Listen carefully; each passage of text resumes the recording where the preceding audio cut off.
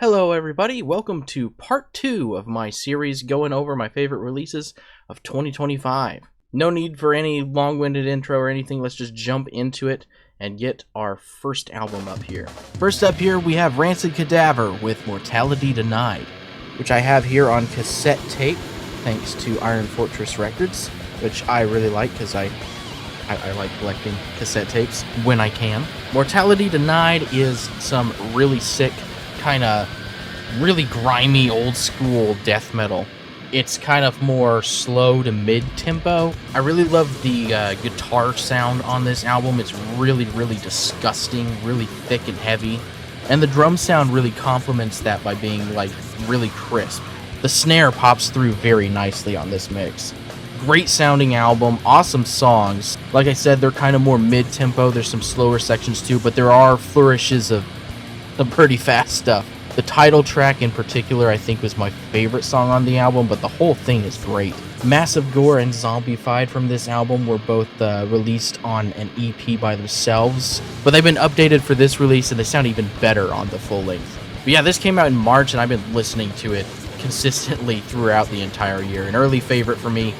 Knew it was going to make the year-end list, and yeah, it's really sick, really cool. Old school grimy death metal from Scotland. And yeah, maybe my favorite album cover of the year. Another one by Adam Burke of Nightjar Illustrations, which I don't think that it was done specifically for this album. I think it was one that Adam had already painted. Just one of his art pieces he had available. But they snagged it up, and I think it looks great for their album cover. I really like the placement of the band logo here. I think that looks really good. I love the font they use for the album title. Really great looking album cover. And represents really well the sound of the album too. But yeah, I couldn't get enough of this album last year. Really great stuff. So this band's from Scotland. Let's move over, keep things Celtic, but let's go over to Ireland now for Dratna, which I hope that's how you pronounce that. Now the name of the album, I'm probably going to butcher here. Samhain Dawn at the Gates of Mell. Okay, well, never mind. That wasn't so bad. I can't remember if I've talked about Dratna before, but it's really good Irish black metal. I particularly like the moments when you get kind of the Irish folk instrumentation mixed in with the black metal. That type of stuff I just always find really awesome. And this is some of the best stuff Dratna has done. There's some really great use of keyboards on the album as well. I think Cursed Fields of the Tane is a really good example of that. That's one of my favorites on the album. And actually, the instrumental 6th track, which... Ariu? I'm not saying that right, I'm sure. That was actually one of my favorite things on the album. Another stellar album from a very consistently good black metal band. Really cool stuff. Let's move on now to bluegrass, I guess. Alison, Krauss, and Union Station with Arcadia. One thing that they do a lot that I really enjoy is the use of a note that isn't a root note as the beginning of a musical section, like for the vocals or something. I don't know, just the notes that they choose for the melodies, be it the vocals or like the resonator or lead guitar or whatever it is. There's some really interesting things going on musically. It's not just your standard bluegrass type stuff that you've heard 1,000 times before. They put a little spice on it. One thing that's cool about this album too is you get multiple vocalists. It's not just Alison's beautiful voice. We also get vocals from Russell Moore and Barry Bales, which I think Barry just does some of the backup vocals. But yeah, we get extra voices in there. So that's really cool. I always like a little bit of variety in that. A lot of great instrumentation. Everything sounds amazing too. This is maybe my favorite sounding bluegrass album I've heard in a decade. The dobro and lap steel guitar sound really awesome on this. The fiddle sounds great. I like the mandolin a lot. It's just awesome. If you like bluegrass music, this is I think the best bluegrass album that came out in 2025. Now we'll move on to that, probably into black metal, because there's a lot of black metal on this episode. Yeah, here we go. Daedric Chamber, Enslaved into the Chasm. I've talked about Daedric Chamber before. It's a one-man, Elder Scrolls themed, dungeon synth infused, raw black metal project, and it's really good. Daedric Chamber is very prolific too. So there was also a split which I didn't get an image for. But he also did Arbus Unending here, this little EP at the start of the year. But the full-length Enslaved into the Chasm is definitely my favorite thing that he put out this year, or last year. One of the things I liked about this album was it was a little bit more guitar-centric in some of the parts. The Weight of Three Crowns, for instance, has some really good guitar riffs in it. So the guitars aren't used just for the chord progressions and then the synths layered over it for the melodies. There's actual guitar melodies in this album too. And yeah, I don't know. This might be my current favorite Daedric Chamber album, so go check this out. Moving on from that, another black metal album. Hasard, Abgnose. This is pretty much what you expect from a black metal album on Voidhanger Records. Really weird, chaotic French black metal. It sounds like the album art looks. It's weird. It's got a lot of kind of unnerving melodies and counter melodies where there's just stuff going on in each speaker that almost clash, but it works somehow. It's really odd, but it's really unique. I didn't hear another album like this in 2025. It's pretty wild, which hopefully you can tell by the sample I put here. There's just a lot going on with this one at pretty much all times. Yeah, I just kept going back to it every now and then, because as unnerving and weird as it is and chaotic, it's really interesting to sit there and kind of peel away the layers and dissect what all of the different instruments are doing. Really cool stuff, very layered and very interesting. Next, we have Tribunal. I've talked about Tribunal before too, I'm pretty sure. It might have just been an honorable mention in one of the videos, but I know I've talked about this before. But the Canadian Gothic doom metal band returns with Impenitence and Ruin, and I think this improves on every aspect that I liked on the first album. As cool as The Weight of Remembrance was, this just tops it, I think. Really, this pairs pretty well with the previous release too, because it's also kind of dark and gloomy. Really, really great, tangible, gothic feel to it, which I really love, and I think Tribunal have expertly crafted music that fits with that tone, or creates that tone more accurately. And of course, Surin Morn, I hope I pronounced her name right, is one of the biggest things that works for this band. I really love her vocals. She just has perfect tone of voice for this music. But yeah, I've talked about this band before. They're really awesome and getting even more awesome, apparently. Also, before we move on, I just wanted to mention that I love the album art as well. I love the band's Scales logo worked into the actual art. Really cool stuff. Next up, we have Varhara. The album title is in Russian, and the band was kind enough to put a translation into English on their Bandcamp page, so the album title is The First Breath After. I really love depressive black metal, and I really liked this band's previous release. In fact, I think this is another one that I had mentioned before. So I really liked the synth solo in one of the songs on the previous release. I remember mentioning that in a video. And this album was really incredible. It really, really hit me when I listened to this earlier in the year. I'd say this is a very oppressively depressive album. It's kind of hard to describe. The album just feels heavy, very thick. And I really, really, really loved it and connected with the sound of this album. I also really liked the variety in the vocals on this one. It's definitely one of the best depressive releases of the year. But yeah, at this current time, Varhara is one of my favorite Russian bands. Really, really dig this album. Think it's probably my favorite thing that they've put out. For whatever reason, I just really connected with this one. Moving on, we have Morcolac with Sanguinarium, I think. Sanguinaria. Okay. This is kind of the opposite of the Varhara album, even though it's also black metal and it's also got a lot of keyboards in it. It's a lot more fun.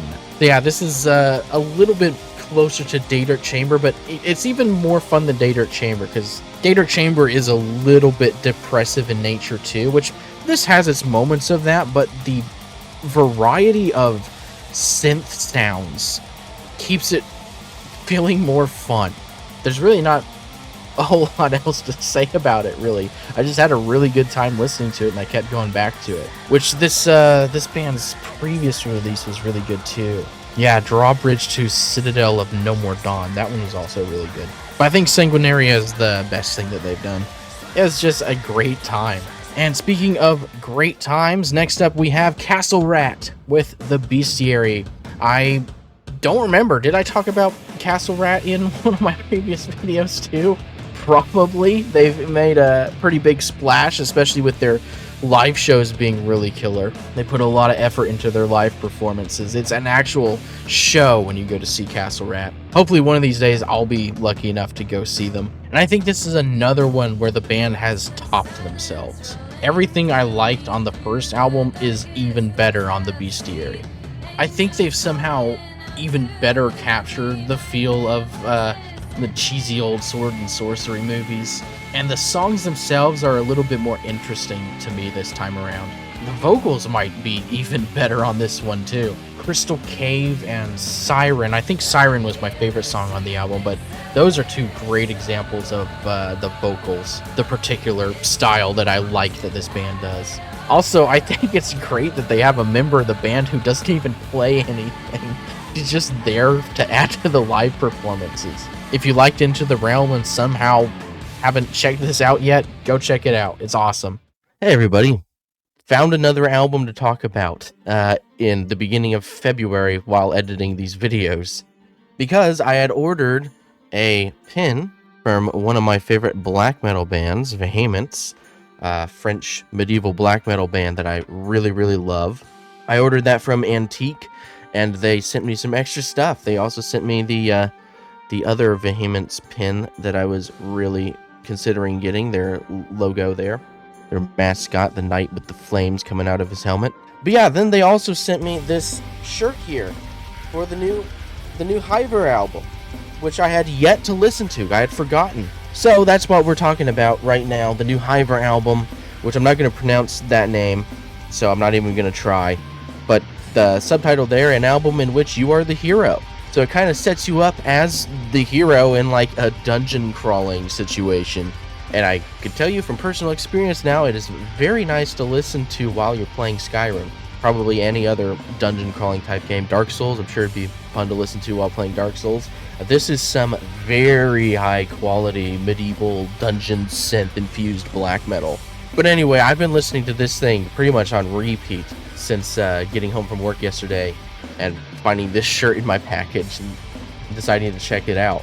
Which you can probably tell by the cover. That is a very dungeon synth looking album cover, but this is much more on the black metal side, but there's synth happening pretty much all the time on this album. I really like the guitar sound on it. It's got a lot of weight to it, but it's still got that classic black metal washed out sound that we all like.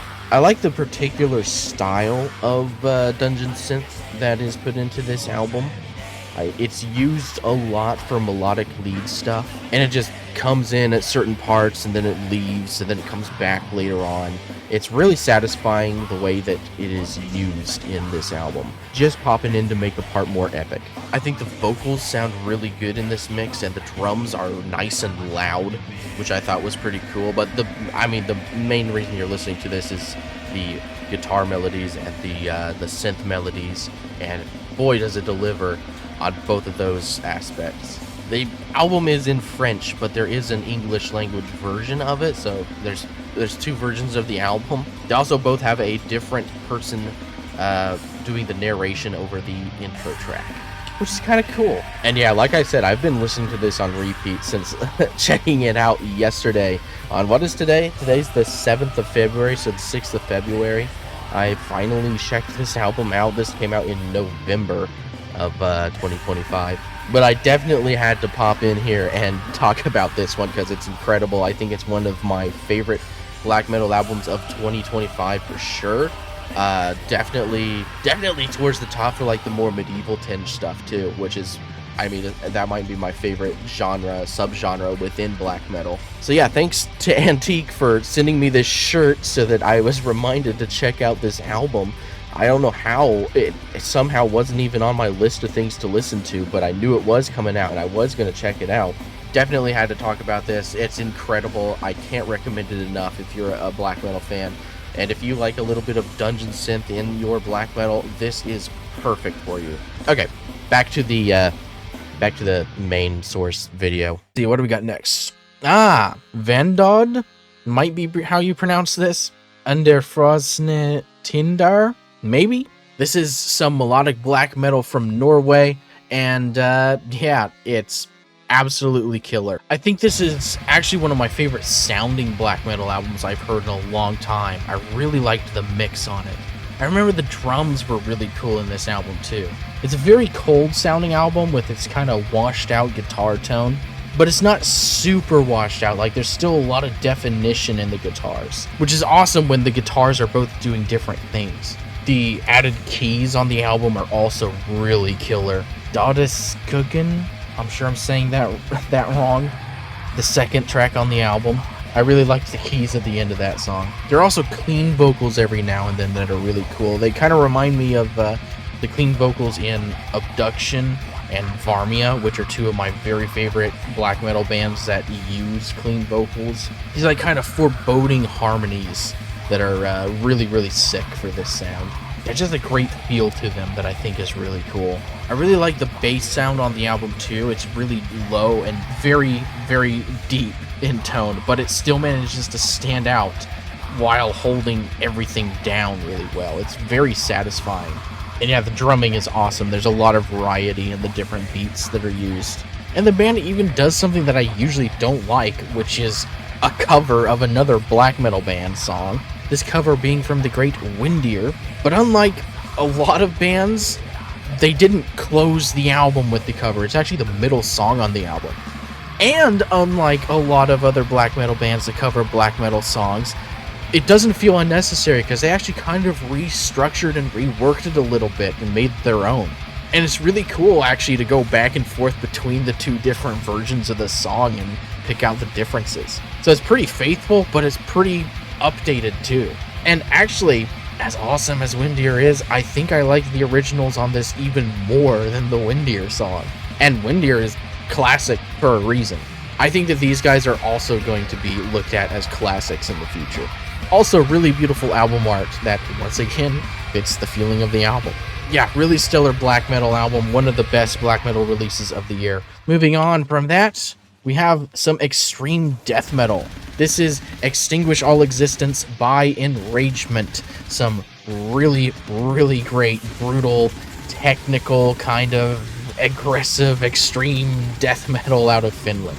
One of the things I liked about this is it has kind of those typical gurgling, low death growls that you kind of expect in brutal death metal, but there's actual variety in the vocals on this too, which makes those moments where you get those gurgling vocals way cooler. I'm pretty sure I listened to this like 3 times in a row the first day I listened to it. It's got really dense, aggressive moments, but it's also got kind of melody going on every now and then. It kind of sits right along with the new Cryptopsy album, actually. They kind of remind me of Cryptopsy, and a little bit of Cattle Decapitation, too, which are both excellent bands for me to be comparing you to. I really liked the kind of sweet-picking chug riff combo that was happening in Vesuvius. That actually kind of reminded me of Cytotoxin a bit, which is yet another awesome extreme death metal band to be compared to. But in terms of the more extreme side of death metal, I think this album really stood out in 2025. It's got a great mixture of things that I just love. It's right at 40 minutes long, but man, does it fly by. Super awesome album, definitely recommend it.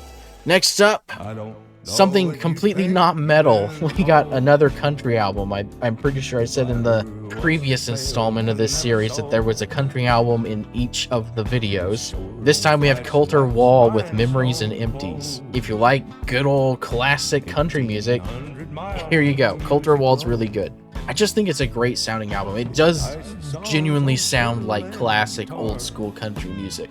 Not just in terms of the songwriting and the instruments, but the actual, like, recording quality.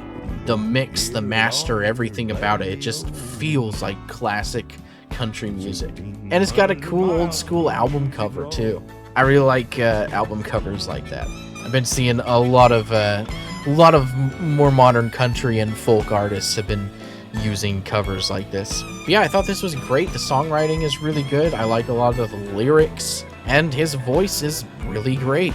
There you go. There's the country album for this episode. And now we'll move on to something more brutal again with Sanguisugabogg, the good old bog. The album is Hideous Aftermath, and I'm pretty sure if you're watching this, you've probably listened to this album already. Personally, I think it's their best album. I think it was the most engaging for me, even with the immense amount of features that are on the album. But hey, they were decent features. I, for one, am not gonna complain about hearing Travis Ryan. That's for sure. That was a really cool feature. And the songwriting is a bit more varied on this album than their previous stuff. So it never got old. It was refreshing every time they would switch styles a little bit, which made it even more awesome when they switched back to the style that they're kind of already known for. Repulsive Demise, for instance, I really didn't expect a song to sound like that on a Sanguisugabogg album. But there it is, and it's awesome. The sound of the album is also really, really great. In particular, I love the guitar sound on this thing. It's really chunky and brutal, but it's not overly raw. It sounds good, but it still has that heft to it that I like. It's a bit more modern production than their previous releases, but I think that it worked really well. But we all know that one, so let's move on now to something maybe you don't know, and that I don't know how to pronounce. Kraath? I don't know. I'm not German. But what I am is a big fan of this EP. It's just about everything that I like in black metal. It's very melodic. It's very dark. It's got a lot of that depressive quality that I like, but then it also has this kind of uplifting, triumphant almost feel to the song Descent. One thing I appreciated too is even though the songs are long, they keep things moving. There's a lot of switch-ups, a lot of changes going on. So I didn't end up getting bored with the length of the songs at any point. Plus the melodies themselves are just great, so I wasn't getting sick of them. Even if things were to repeat more, I think I would have still liked this album a lot. But because there is the variety that there is, I think that this really stands out as one of the best black metal releases of 2025. This is their first release, so they're definitely a band I'm going to be looking forward to seeing more from in the future. Very, very satisfying music here. There's a lot of rises and falls in the music. It's just very satisfying. They really know how to use dynamics well. I just thought this was really cool, and I definitely wanted to talk about it here. Hopefully somebody sees this and decides to check this out, because this band is awesome, and I really, really, really dug this first release from them. Next up, another band that maybe you haven't heard of, Pustulant Flesh, with Gurgling Pustulence. This is just some good old classic riff-heavy, old-school, grimy death metal out of Denmark. This is the band's second and best release so far. I really love the guitar sound on this. It's so disgusting. Just filthy. I really loved it. It's so good. The bass sounds really awesome on this too. I think the vocals were really cool too. I really like the end of the title track, the way the snarls kind of surround you. It's really neat. If you like loud snares, this is for you. If you like really heavy sounding bass drums, this is for you too. It's just heavy. All of the instruments are heavy. It's standard death metal stuff, but it is done perfectly. There are cool riffs on it. There's cool drumming on it. There's cool vocal patterns on it. They made the effort to actually write good songs and not just be heavy, which is why this stood out of the pack so much for me. Definitely one of my favorite EPs from 2025. And next up, we'll move on to Dragon Skull, Chaos Fire Vengeance. I listened to this quite a few times in 2025. This is a heavy metal band from Greece, and they make excellent heavy metal. Not much more to it than that. You've got all of your classic elements. You've got great guitar riffs, you've got great guitar solos, and killer vocals with fun choruses. Pretty much everything I want in a heavy metal album, you get with Dragon Skull. Another sick album cover, by the way. I really love the formatting with the the spear there going over on top of the logo for the band. That's really cool. And obviously the music is awesome too. I think Nampot was probably my favorite thing on the album. I really loved the chanting vocals in that song. And Shield Maiden, that one was also really sick. If you want some classic old school heavy metal to listen to, look no further. Dragon Skull got you covered. This is really killer. Alright, we got 2 more left in this video, and next up is one that I absolutely knew would be on my year-end list. Soon as I knew it was coming out, because it's one of my very favorite bands. Here we've got Havukruunu with Tavastland, which this is one that I was able to pick up on vinyl here. I think that the cover looks even cooler in person. Also, something that you maybe don't notice just looking at the cover, but the band's logo with the crossed swords, we have it on the back there. Crossed swords with the star over it. But one of the swords is missing because it's in the owl's hands. Or feet, not hands. The owl has the sword, and I think that's really cool.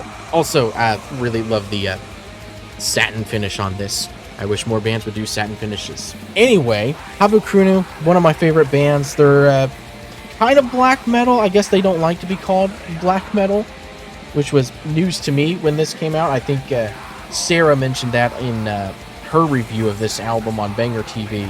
So yeah, I guess you could consider them blackened heavy metal.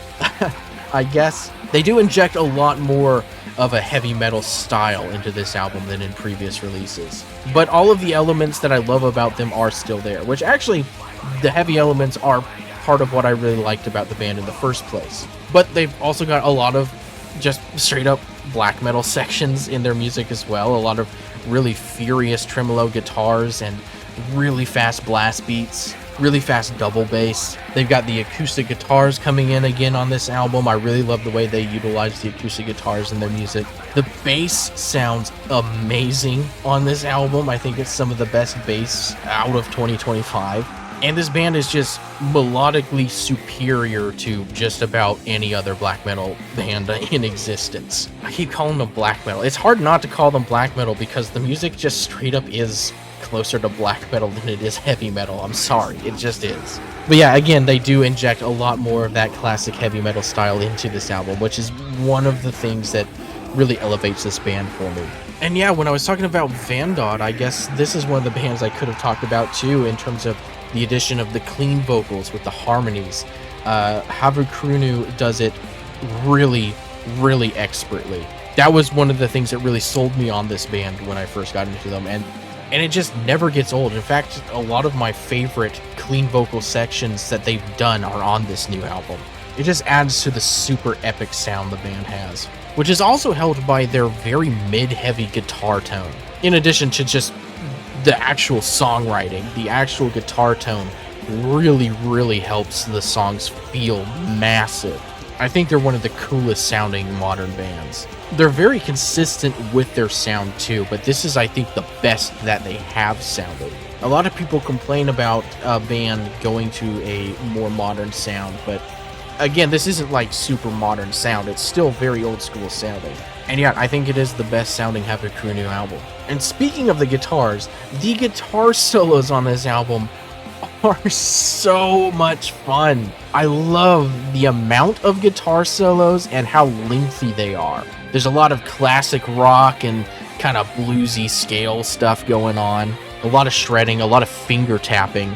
I also really like the way that they kind of trade off too in some of the guitar solo sections. And I like that one of the guitars is in one speaker and one is in the other, so you get them going back and forth. It's like an actual guitar solo battle thing going on. And I mentioned the clean vocals, I didn't mention the harsh vocals, which I also really, really love. A lot of times, if a black metal band has good clean vocals, they also have really good harsh vocals, and this is no exception. In fact, I think this is one of the leaders of the pack in terms of that.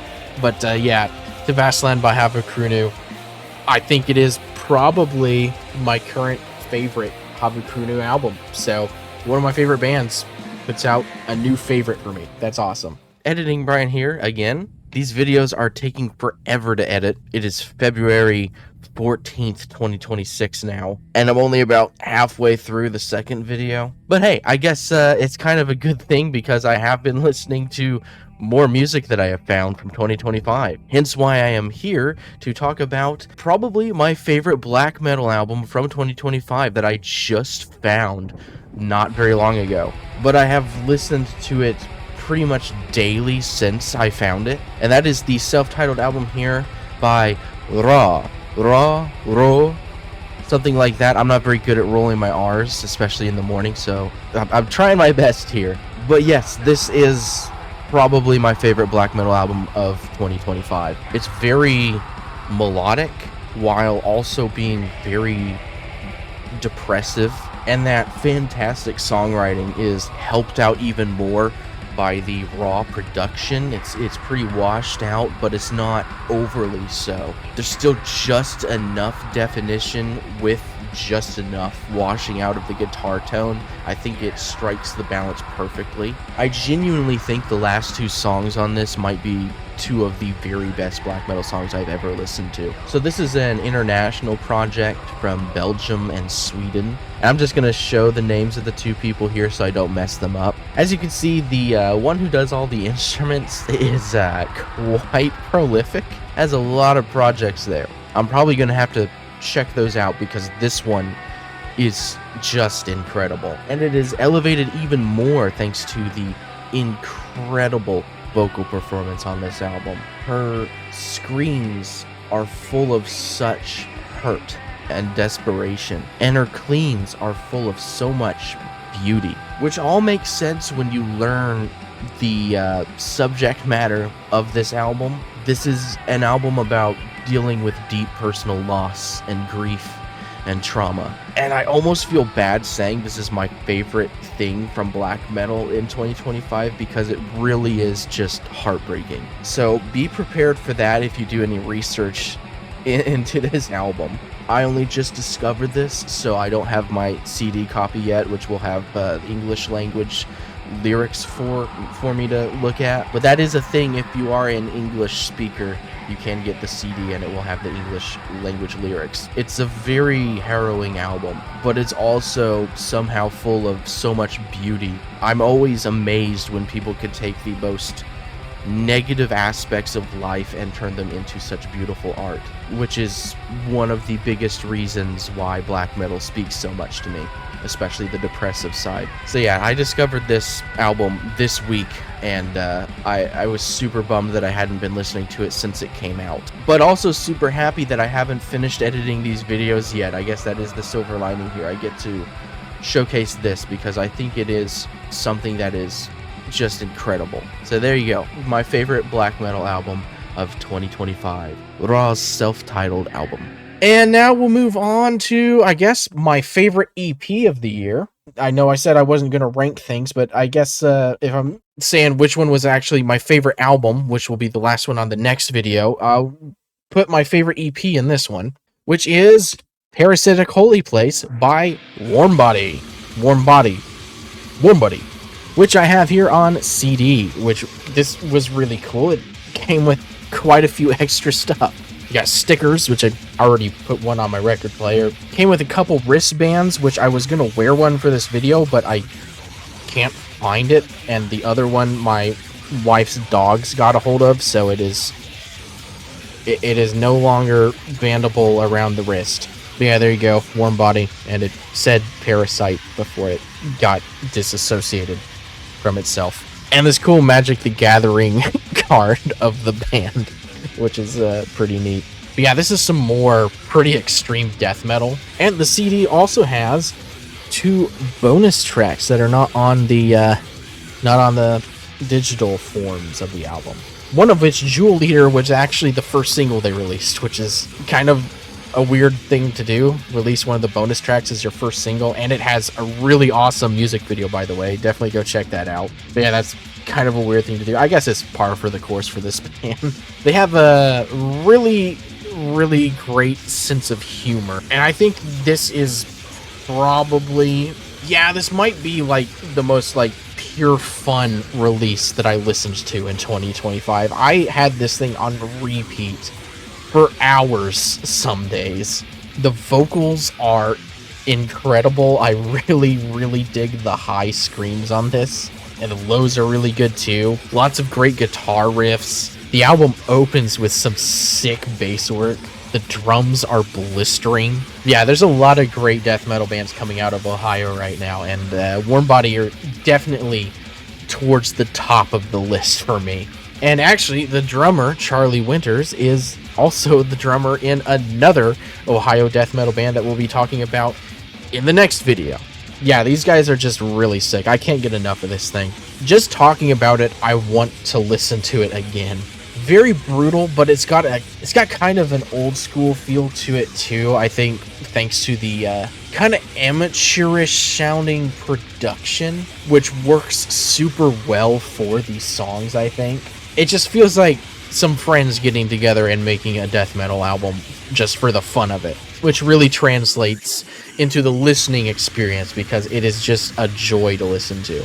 So yeah, there you go. Warm Body, Parasitic Holy Place. My favorite EP from 2025. Really sick, really killer, really brutal.